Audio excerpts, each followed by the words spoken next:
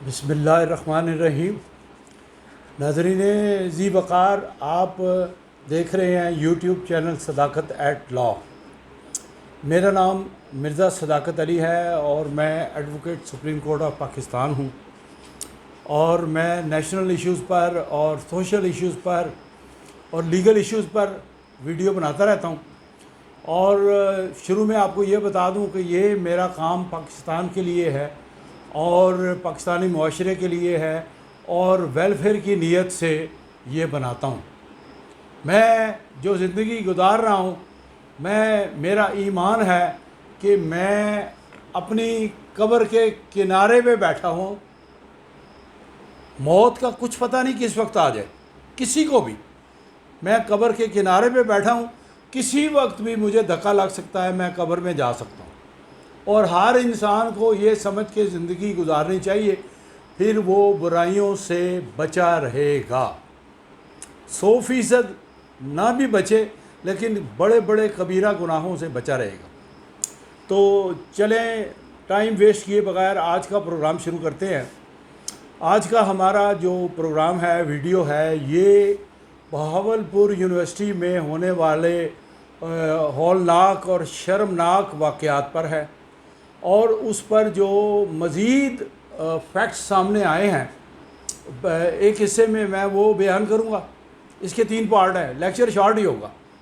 और दूसरे पार्ट में मैं बताऊँगा आपको लीगल प्रोविजंस ऑफ लॉ।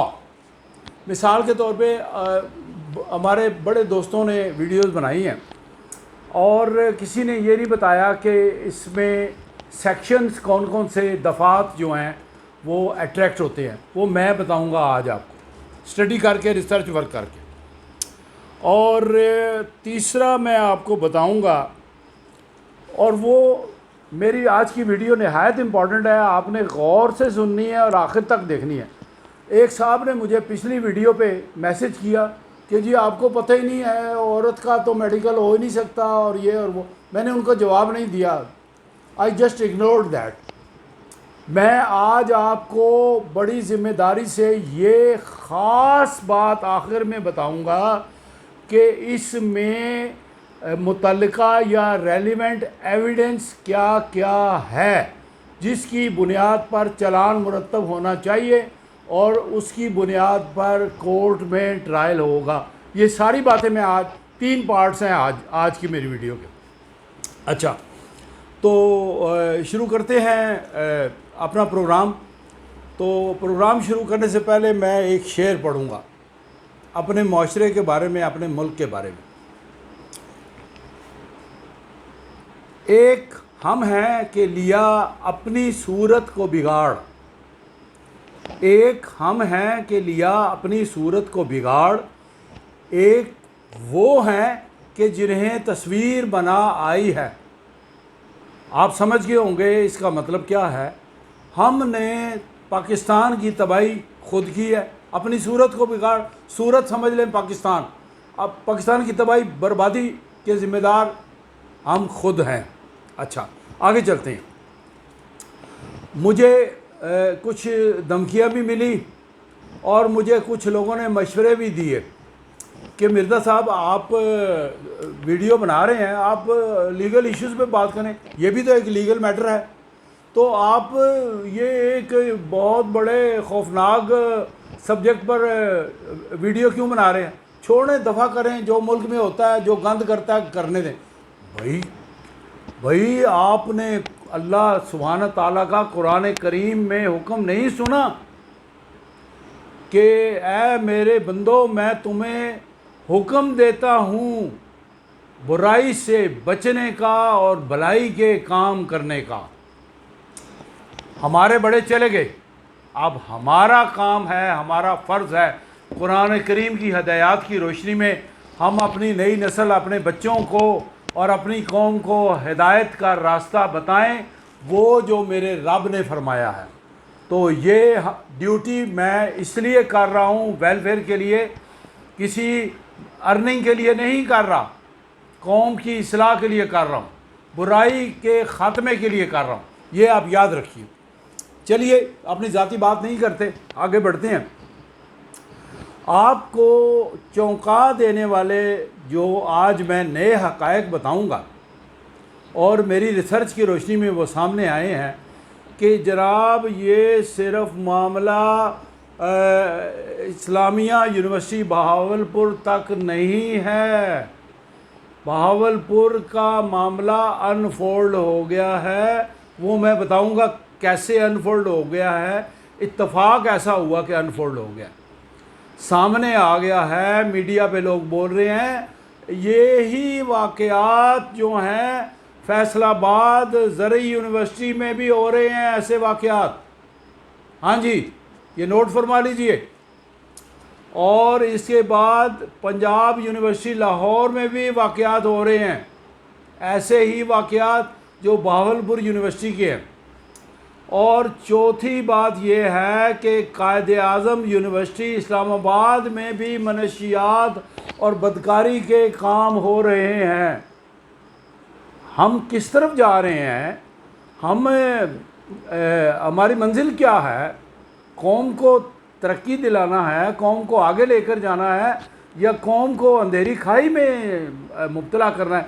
और हमारे असातिज़ा कराम जो उस्ताद होते हैं, जो कौम के मेमार होते हैं, जैसे कोई मेमार होता है ना, बिल्डिंग तामीर करता है, इसी तरह असातिज़ा कराम जो है वो ये होते हैं, ईंट पे ईंट रख के कौम की तामीर करते हैं। तो आप नोट फरमाइए, ज़रा गौर फरमाइए, मेरी बात को तवज्जो से सुनिए कि क्या मॉरल वैल्यूज़ जो हैं हमारे यूनिवर्सिटी लेवल पे, टॉप लेवल पे हमारे उस्ताद जो हैं, हमारे प्रोफेसर हजरात, डॉक्टर हजरात जो हैं, वो कौम की बच्चियों को और बेटों को सिखा रहे हैं, उनको आइस के नशे पे लगा रहे हैं, उनको प्रोस्टिट्यूशन और वो बदकारी जनाकारी पर लगा रहे हैं। बड़ी हैरत की बात है, बड़े दुख की बात है। और मैं आंसुओं के साथ, रोते दिल के साथ आपको ये बात बता रहा हूँ। आज मेरी तबीयत भी काफ़ी नासाज है, गले में काफ़ी ख़राब है, खराश है, जिस्म में दर्द है, लेकिन उसके बावजूद मैं समझता हूँ अपना फ़र्ज़ कि अच्छाई का पैगाम और भलाई का पैगाम जो है वो मैं अपना फ़र्ज़ पूरा करूं। अच्छा, आपको एक बात मैं बता दूं कि मैं एंटी नारकोटिक्स फोर्स पाकिस्तान का प्रोसिक्यूटर जनरल पूरे पाकिस्तान का रहा हूं 3 साल से ज़ायद अरसे तक, और मैंने पूरे पाकिस्तान के ड्रग्स के केसेस सुप्रीम कोर्ट पर किए हैं, सिर्फ सुप्रीम कोर्ट में। और उसमें नीचे से ट्रायल और चलान और वो सारी बातें होती हैं, क्या क्या करप्शन होती है, लोग क्या क्या धंधे करते हैं, क्या क्या ख़राबियाँ छोड़ जाते हैं चालानों में। वो आज का हमारा सब्जेक्ट नहीं है, लेकिन मुझे ड्रग्स के बारे में, इस कानून के बारे में अच्छी खासी नॉलेज है, क्योंकि मैंने पर्सनली जो है as a prosecutor general ANF anti narcotics force ये ड्यूटी सर अंजाम दी है। ये पुरानी बात नहीं है, ताज़ी बात है। अच्छा, हमारा पूरा पाकिस्तान जो है इस वक्त, एक दुख से मैं कह रहा हूँ, रोते दिल से कह रहा हूँ, एक हमारा पूरा पाकिस्तान कचरे का एक ढेर बन चुका है। खुदा की कसम बड़ा अफसोस होता है देख के। भारत के वज़ीर आज़म मोदी ने पिछले दिनों बयान दिया था कि अब हमें पाकिस्तान से कोई ख़तरा लाहक नहीं है, ये अपनी मौत खुद ही मर रहे हैं। हम अपनी मौत खुद ही मार रहे हैं। सियासतदान सीटों के लिए लड़ रहे हैं, ब्रीफ केस लेके वो वोटें ख़रीद रहे हैं, करप्शन कर रहे हैं, बावजूद इसके कौम चीख रही है, महंगाई के बोझ तले दबी हुई है, लेकिन उनको कोई परवाह नहीं। बजट में जजों की तनख्वाहें बढ़ रही हैं, बजट में सेनेटर्स और chairman senate, deputy chairman senate और बाकी लोगों को मराहत और लाइफ टाइम मराहत जो हैं वो बढ़ रही हैं। लाइफ टाइम उनको सहूलियात और नौकर चाकर और बड़ी लंबी चौड़ी टीम उनको दी जाएगी। किसके पैसे पे? मेरे और आपके पैसे पे। चलें, वो हमारा आज का सब्जेक्ट नहीं है। जल्दी जल्दी आपको बताता हूँ। हमारा PIA तबाह गर्क हो गया, लॉस में जा रहा है। हमारा रेलवे तबाह, लॉस में जा रहा है। हमारी स्टील मिल खौफनाक हद तक तबाह। कराची स्टील मिल की बात कर रहा हूँ। हमारा पोस्ट ऑफिस तबाह, हमारा गवर्नमेंट ट्रांसपोर्ट सर्विस जो बस सर्विस थी वो तो ख़त्म ही हो गई, बर्बाद हो गई। नई गाड़ियों के इंजन और टायर बेच देते थे। हमारा एफ बी आर जो बोर्ड ऑफ रेवेन्यू है वो तबाह, हमारी जुडिशरी तबाह, हमारी एग्जेक्टिव तबाह, हमारे पॉलिटिशियन तबाह। कहीं से आपको अच्छी खबर नहीं मिलेगी। मैं पाकिस्तान का दर्द रखता हूँ तो ये बात कह रहा हूँ। तबाही हर तरफ नज़र आ रही है। मुझे बताएं कौन सा इदारा मुनाफे में जा रहा है? कोई भी इदारा मुनाफे में नहीं जा रहा। अच्छा चलें, अब यूनिवर्सिटी का मामला जो है अनफोल्ड करते हैं कि ये पकड़ा कैसे गया, ये केस बहावलपुर यूनिवर्सिटी का खुला कैसे। ये केस ऐसे खुला कि इनका जो मेजर रिटायर्ड, उसको तो मेजर कहते हुए मुझे शर्म आती है, मेजर रिटायर्ड एजाज शाह जो चीफ सिक्योरिटी ऑफिसर है, ये आइस के नशे में धुत जनाकारी का इर्तिकाब करके रात के पिछले पहर अपनी गाड़ी पे जा रहा था। और आपको पता है कि रात के वक्त पुलिस जो है वो नाके लगाए होते हैं सिक्योरिटी की वजह से। और रात के वक्त ये ड्रग्स और ये जो वारदात करने वाले मुजरिम टाइप लोग हैं ये अपना काम सर अंजाम देते हैं, अंधेरे का फ़ायदा उठाते हैं। उन्होंने इसको रोका। ये प्राइवेट ड्रेस में था। आर्मी से तो इसको निकाला गया है, आर्मी से इसको डिसमिस किया गया है करप्शन की बुनियाद पर। यह भी नोट कर लें। ये जा रहा था, इसको पुलिस वालों ने रोका। पुलिस वालों ने रोका तो पुलिस वालों के साथ ये उलझ पड़ा, झगड़ा करने लगा। ये चंद दिन पहले की बात, शुरू की बात है जहाँ से ये स्टार्ट हुआ। इसको रोका, इसने झगड़ा किया, मैं मेजर हूँ, फलाना हूँ, मैं तुम्हें ये कर दूँगा, मैं तुम। उन्होंने कहा आप कुछ भी नहीं कर देंगे, आप गाड़ी की तलाशी दे, अपनी तलाशी दी। जब उन्होंने तलाशी ली तो उसकी जेब से जो है वो आइस बरामद हुई। आइस बरामद हुई तो फिर उन्होंने उसको वहाँ ही चमाटे लगाई। उन्होंने कहा तेरी ऐसी की तैसी, तू ड्रग सप्लायर है, कौन है तू, क्या करता है, कहाँ से आ रहा है? उसने बताया कि मैं जनाकारी का इर्तिकाब करके आ रहा हूँ, मैं लड़कियों के साथ ये करके आ रहा हूँ, फ़लाँ जगह से आ रहा हूँ और बहावलपुर यूनिवर्सिटी का मैं चीफ सिक्योरिटी ऑफिसर हूँ। उसकी दौंस धांधली उन्होंने पुलिस वालों ने चलने नहीं दी। वो कोई अच्छे होंगे, बेहतर होंगे पुलिस वाले, सारे तो ख़राब नहीं होते। तो उन्होंने उसके ख़िलाफ़ control of narcotic substance act 1997 की FIR दर्ज कर दी। वो 10 ग्राम निकली, 10 ग्राम निकली तो वो बन जाता है 9C का केस। उसमें कुछ अरसे बाद बेल भी हो जाती है और पनिशमेंट भी ज़्यादा नहीं है, लेकिन जुर्म तो है। एक चीज़ एक बंदे से रिकवर हो रही है, सामने आ रही है, उसमें से कुछ सैंपल लेके उन्होंने लेबॉर्ट्री में टेस्ट के लिए भेज दिया, FIR कटवा दी और फिर उसको ले गए थाने, ले गए उसको, यूनिवर्सिटी नहीं जाने दिया। थाने ले जाके जब उसके साथ उन्होंने अपना मुरवजा तरीक़ाकार अपनाया, बता भाई तेरा क्या सिलसिला है, क्या धंधा है, क्या करता है, उसने सारी स्टोरी अनफोल्ड कर दी। क्योंकि वो आइस के नशे में था। बता दिया जी मैं भी हूँ, वाइस चांसलर भी है और फलां फलां फलां फलां। मैं आपको बताता हूँ कौन कौन इन्वॉल्व है। उसने बताया कि जनाब यूनिवर्सिटी की फ़ीमेल प्रोफेसर औरतें भी जनाकारी के धंधे में मुलविस हैं और लड़कियां कई जो हॉस्टल में रहती हैं, ज़्यादातर हॉस्टल वाली लड़कियां इन्वॉल्व हैं, वो भी इस धंधे में मुलविस हैं। अच्छा, ये तो बहुत बड़ा इंकशाफ था। तो पुलिस वालों को पता ये चला कि ये तो एक बहुत बड़ा स्कैंडल है, बहुत बड़ा ये तो केस है, ये तो कोई मामूली केस नहीं है। अगर वो खाली 10 ग्राम आइस का होता तो वो करके तो छोड़ देते। उन्होंने इन्वेस्टिगेशन करना शुरू किया और उसने बताया कि हमारा डायरेक्टर फाइनेंस है जिसका नाम अबू बकर है, वो भी इन्वॉल्व है, वो भी लड़कियां सप्लाई करता है पॉलिटिशियंस को और लड़कियां बाहर जाती हैं। अच्छा, ये सारी बातें मैं आपको पिछली 2 वीडियोस में बता चुका हूँ बहुत सारी, और जो मैं बातें पहले बता चुका हूँ आप मेरी वीडियो को निकाल के देख सकते हैं, और वो मैं रिपीट नहीं करूँगा, आपका वक्त ज़ाया नहीं करूँगा। अब मैं आपको ये बताता हूँ कि आज का जो लेक्चर है वो ख़ास तौर पर इस चीज़ पर बनाया गया है।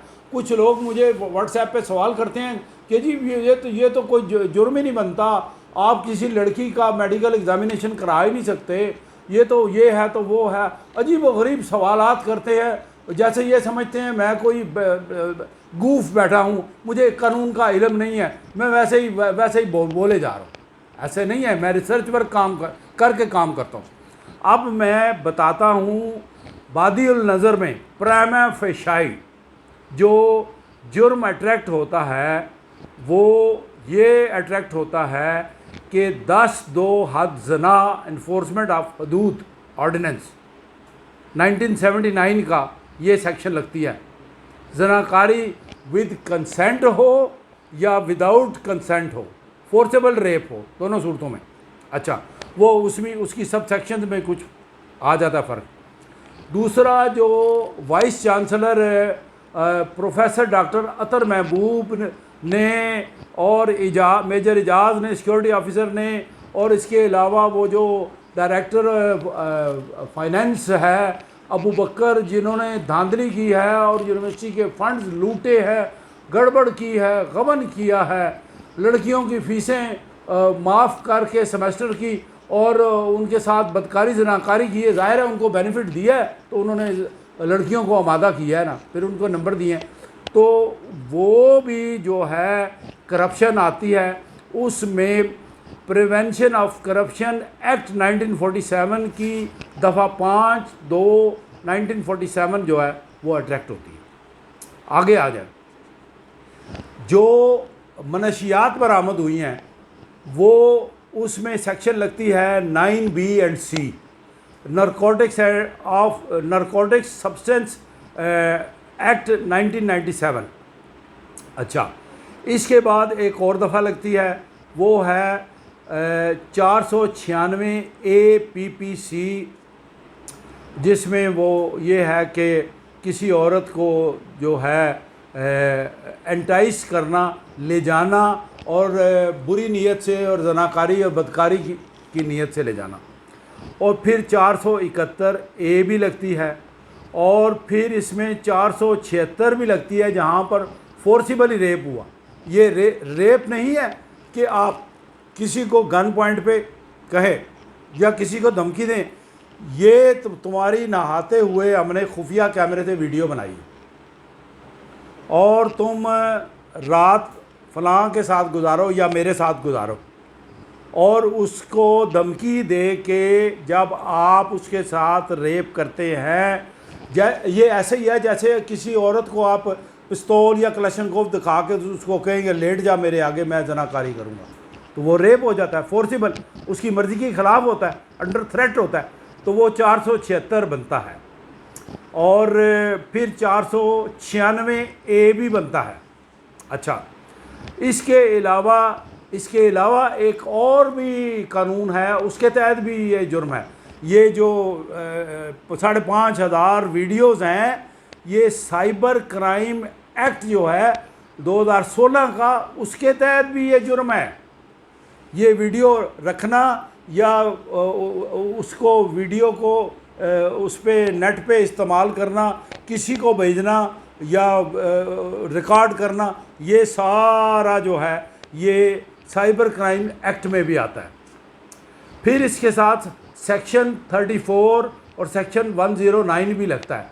वो जो अबैटमेंट का होता है या कॉमन इंटेंशन का होता है कि बहुत सारे बंदे मिल के जो है वो एक जुर्म सरजद करते हैं, तो वो कॉमन कंसेंट होती है, सबको उस जुर्म की सज़ा मिलती है जिस कदर उसका जुर्म में किरदार हो।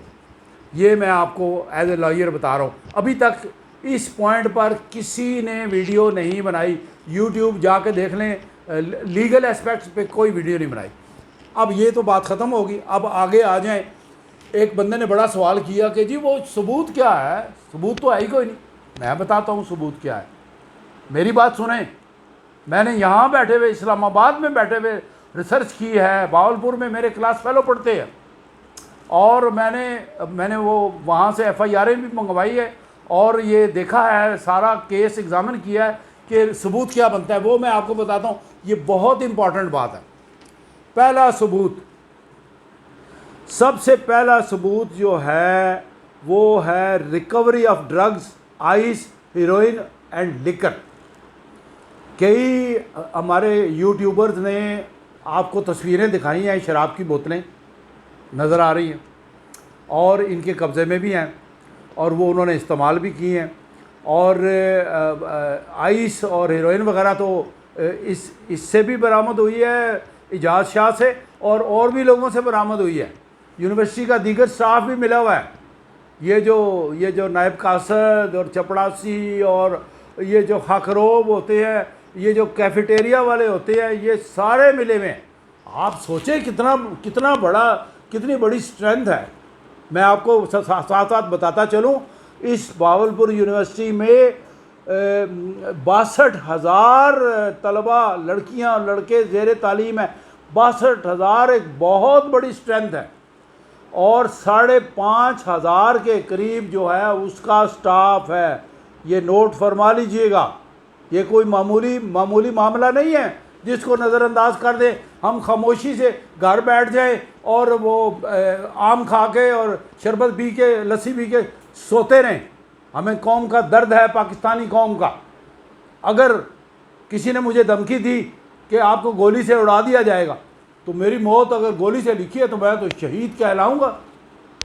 अगर मेरी मौत ऐसे ही लिखी है, अगर कोई मुझे कहता है कि ये वीडियो बनाने पे तुझे गोली मार दूंगा, मार दे मुझे गोली, मैं खाने के लिए तैयार हूँ। किस लिए? मैं एक अच्छाई का काम कर रहा हूँ। मैं अल्लाह की हिदायत पर बुराई को ख़त्म कर रहा हूँ और अच्छाई के लिए एक मुसलमान होते हुए अपना फ़र्ज़ अदा कर रहा हूँ। आगे चलिए, पहला आपको बता दिया रिकवरी ऑफ वो हीरोइन। दूसरा आपको बता दिया कि रिकवरी ऑफ वीडियोस। वो वीडियोस भी जो हैं वो एडमिसिबल एविडेंस हैं। वो कैसे एडमिसिबल एविडेंस है कि अंडर सेक्शन 164 ऑफ दी कानून शहादत ऑर्डर, ये मेरे सामने पड़ा हुआ है, ये आप देख लीजिए कानून शहादत ऑर्डर। इसकी सेक्शन 104 में, ये 164 में लिखा हुआ है, production of evidence that has become available because of modern devices. सारा नहीं मैं पढ़ता, आपका वक्त लगेगा, क्योंकि आम लोगों को लॉ की टर्मिनोलॉजी से इतनी गर्ज नहीं होती। लेकिन ये मैं बता रहा हूँ कि ये वीडियोस ये एडमिसिबल एविडेंस हैं, कोर्ट अलाउ कर सकती है। ये बहुत बड़ी एविडेंस है। ये मैं आपको लीगल एस्पेक्ट आज मैंने बताने हैं। फिर जनाब तीसरा एक बहुत बड़ा सबूत है, बड़ा ही शानदार सबूत है। पता नहीं पुलिस ने वो कब्ज़े में लिया है या नहीं लिया। वो है हॉस्टल का एंट्री रजिस्टर। हॉस्टल के गेट पर एक वो बना हुआ है कमरा जैसा, उस कमरे में सिक्योरिटी वाले बैठे हुए हैं। कोई लड़की उनकी मर्ज़ी से बाहर जाए, ये कह के कि मैं अस्पताल जा रही हूँ, मुझे डिहाइड्रेशन हो गया, इलाज के लिए जा रही हूँ, उसका नाम लिखा जाएगा, उसकी डेट लिखी जाएगी, उसका वक्त लिखा जाएगा, कब वो गई है, और वो जनाकारी, बदकारी, शराब की महफिलें सजा के और गंदे नंगे डांस करके सुबह के वक्त जब वो वापस आई, वो डायरिया नहीं हुआ, वो तो प्रोस्टिट्यूशन करके आई है। जब सुबह के वक्त वापस आई तो वो ड्यूरेशन आप देखिए टाइम का, हॉस्पिटल गई है, दवाई ली, ड्रिप लगाई, 2 घंटे में वापस आ गई, वो तो सारी रात गायब रही है। अच्छा, ये जो रजिस्टर है, ये बड़ी बात गौर से सुनिएगा, ये जो रजिस्टर है इसमें उन तमाम लड़कियों का जाना और आना हॉस्टल से नोट होता है। ये मटेरियल पीस ऑफ एविडेंस है, बहुत बड़ी शहादत है। जो लड़कियां जा रही हैं, जो बार बार जा रही हैं, क्या हर तीसरे दिन चौथे दिन उसको डायरिया हो जाता है या कोई उसको हैज़ा हो जाता है या फूड पॉइजनिंग हो जाती है? वो बार बार जा रही है, किस लिए जा रही है? वो रिकॉर्ड सारा पुलिस कब्जे में लेगी। वहाँ से पता लगेगा कौन कौन सी लड़की फ्रीक्वेंटली जा रही है। ये बात मेरी गौर से सुनिएगा। मैं एक सीनियर लॉयर हूँ, मेरा बड़ा 46 ईयर का एक्सपीरियंस है, मुझे पता है एविडेंस क्या होती है। और वो पुलिस कब्जे में ले, उसमें इन एंड आउट दोनों लिखे जाते हैं। जब वापस आती है फिर भी लिखा जाता है इतने बजे वो वापस आई। मिसाल के तौर पे मेहरुन्निसा है, मिसाल के तौर पे फरजाना है, मैं एक मिसाल दे रहा हूँ, फर्जी नाम ले रहा हूँ, कोई भी है। तो वो जब वापस आएगी लिखा जाएगा, जब हॉस्टल से निकल के जाएगी लिखा जाएगा। जो फ्रीक्वेंटली जा रही है उसका पता चल जाएगा, ये तो किसी धंधे के लिए जा रही है। उसके बाद चौथे नंबर पर मैं आपको बताऊं कि बहुत सारी लड़कियों ने और एक प्रोफेसर ने भी, फीमेल प्रोफेसर ने ये एक यूट्यूबर के पास इकबाल जुर्म किया है।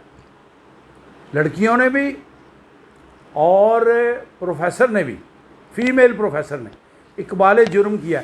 इसको कानूनी शहादत ऑर्डर 1984 में कहते हैं extra judicial confession. Extra judicial confession police जो है वो उसका रिकॉर्ड करके और वो शामिल मिसल करे, और वो जो है वो भी that is called a piece of evidence. वो एक तरह की अच्छी शहादत है। अच्छा, उसके बाद जब पुलिस को ये पता चले, तफ्तीश तो कुछ काफ़ी दिन होती रहती है ना, ये बात निकली, ये बात निकली, वो चीज़ों से चीज़ें कनेक्ट होती जाती हैं, फिर पुलिस उनके पीछे लग जाती है अगर दयानतदारी से काम करे। अगर पुलिस पैसे खा के बैठ जाए तो वो अलग बात है, लेकिन अगर दयानतदारी से काम करें तो बुराई की जड़ को ख़त्म किया जा सकता है। वो है medical legal report of girls. अच्छा, मिर्ज़ा सदाकत का ये मतलब नहीं है कि पूरे हॉस्टल की या पूरी यूनिवर्सिटी की शरीफजादी लड़कियों की भी मेडिकल रिपोर्ट कराएं, ऐसा नहीं है, हरगिज़ नहीं है। आपने सिर्फ उन लड़कियों की मेडिकल एग्ज़ामिनेशन करानी है जो लड़कियां वीडियो में नज़र आ रही हैं, पूरा अलफ नंगा बदन और वो डांस कर रही हैं और बोसो करार करती नज़र आ रही हैं, जनाकारी करती नज़र आ रही है, पोर्नोग्राफी की फिल्म बन रही है। उससे बेहतर एविडेंस और क्या होगी? उनका मेडिकल आपने कराना है, उनका मेडिकल कराएंगे तो पता चलेगा। अब मैं कुछ बातें जो है वो आपको जो नहीं बता सकता, जो चूँकि मैंने मेडिकल जूरिस्प्रूडेंस पढ़ी भी है, क्रिमिनल केसेस काफ़ी किए हुए हैं, जना के केसेस भी किए हुए हैं। उसमें पहला जो होता है चेक वो ये होता है कि ये दो उंगलियां जो हैं लेडी डॉक्टर जो है उसके मखसूस हिस्से में दाखिल करती है। जब ये दो उंगलियां दाखिल करती है तो वो आसानी से दाखिल हो जाएं, लड़की को या औरत को दर्द महसूस ना हो, तो इसका मतलब है कि उसके साथ कोई ज़नाकारी हुई है और कोई सेक्सुअल इंटरकोर्स हुआ है। और जब ये दो उंगलियां दाखिल करने पे वो लड़की दर्द की शिकायत करे, नहीं मुझे तकलीफ़ हो रही है, तो इसका मतलब है कि नहीं, वो उसने कोई गंदा अमल नहीं किया। और इसके अलावा दूसरा टेस्ट जो है वो 21 दिन तक मर्द के जरसूमे औरत के अंदर रहते हैं। 21 दिन के अंदर आप वो एक इंस्ट्रूमेंट होता है वो लेके डालते हैं अंदर, और वो वहाँ से स्वैब्स लेते हैं, कॉटन रुई होती है वो कॉटन लेते हैं, उसके साथ मर्द के जरसूमे लग जाते हैं। वो लेबॉर्ट्री में जाता है, लेबॉर्ट्री में टेस्ट होता है, रिपोर्ट आ जाती है कि ये पॉजिटिव रिपोर्ट है। ये है तरीका मेडिको लीगल का। अच्छा, अब आगे आ जाएं 6 नंबर पे डीएनए टेस्ट। डीएनए टेस्ट लड़की का भी करें और उससे पूछें, उसको शामिल तफ्तीश करें किस मर्द का है, और जिस मर्द का डीएनए टेस्ट होगा वो मैच कर जाएगा, दूध का दूध और पानी का पानी हो जाएगा, हर चीज़ सामने आ जाएगी, कोई रखी छुपी बात नहीं। इसके बाद 7वें नंबर पर अप्रूवर। आप जो लोग ला नहीं पड़े हुए या मेरी तरह वकील नहीं है, आम आदमी है, वो ये पूछेंगे अप्रूवर क्या होता है। अप्रूवर वो होता है जो शरीके जुर्म हो और माफ़ी के वादे के बाद वो शहादत देने के लिए वादा माफ़ गवाह बन जाए। ये तो आपने सुना होगा ना, वादा माफ़ गवाह। अप्रूवर उसको कहते हैं, उसकी शहादत भी ली जा सकती है, क्योंकि 5,500 का स्टाफ है यूनिवर्सिटी का, तो उसमें से काफ़ी बंदे अप्रूवर बन जाएंगे। ये तो अभी तक का जो मैंने रिसर्च वर्क किया है उस वक्त तक की ये प्रोग्रेस आपको मैं आज बता रहा हूँ। ये हैं कानूनी तकाज़े जिसकी रोशनी में जो एविडेंस है, इन्वेस्टिगेशन है, वो आगे चल सकती है और इस केस को मनतकी अंजाम तक पहुँचाया जा सकता है। रही बात कि हम ये वीडियो क्यों बना रहे हैं, तो मैं पहले बड़ी मुअद्दबाना तरीके से हाथ बांध के अर्ज़ कर रहा हूँ कि हम भलाई का पैगाम दे रहे हैं। हम अपनी कौम को कौन आके सुधारेगा? आसमान से जिब्राईल अलैहिस्सलाम नहीं उतरेंगे सुधारने के लिए। हमें हुक्म है कुरान के ज़रिए हिदायत। नबी करीम सल्लल्लाहु अलैहि वसल्लम आखिरी खुतबे पे ये फरमा के गए थे कि याद रखो अगले साल हमारी आपकी मुलाकात नहीं होगी। आखिरी खुतबा मेरे नबी करीम सल्लल्लाहु अलैहि वसल्लम का पढ़ ले, उसमें उन्होंने कहा था, फरमाया था कि मैं तुम में 2 चीज़ें छोड़ के जा रहा हूँ, एक कुरान और दूसरा मेरी सुन्नत। इस पर कायम रहोगे तो कभी खसारे में नहीं रहोगे। तो ये मैं आपको बताना चाहता हूँ कि कुरान की हिदायत है कि हमने बुराई को रोकना है और अच्छाई की तरगीब देनी है। खुदारा अपनी कौम को बुराई से बचाइए। हमारी कौम एक खौफनाक गड्ढे में गिरी हुई है। वो बच्चियाँ क्या